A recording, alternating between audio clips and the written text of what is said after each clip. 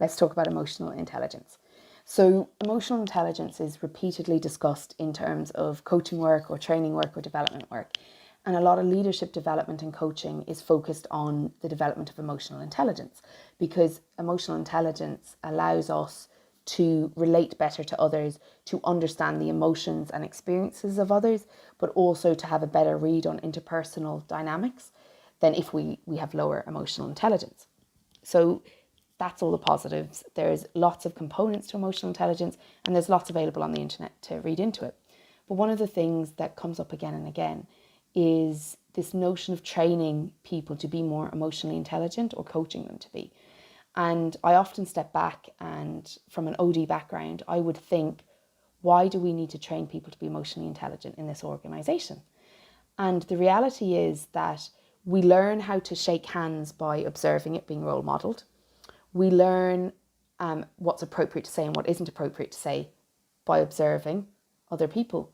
So if we're in an organisation and the emotional intelligence of the employee seems low, or is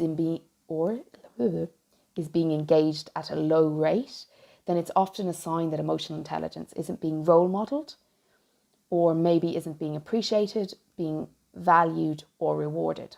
So organisational cultures reward what they value, and it's not necessarily an official rewarding system, but there's an unconscious reward and appreciation for things that we value.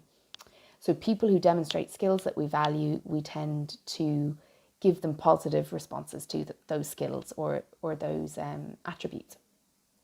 With emotional intelligence, we often have to train it because in an organisation where there may be a commitment to diversity and inclusion, or there may be a commitment to being people-centric, if we're training emotional intelligence, it means that there isn't strong enough role modelling, valuing, validating and appreciating of emotional intelligence for it to become the social norm and be embedded in the culture. So we aren't bringing an expectation of emotional intelligence to the interactions, and so it's not occurring, but also nobody's elevating to that level of interaction. And it might sound counterintuitive, but there are really good reasons why that doesn't happen.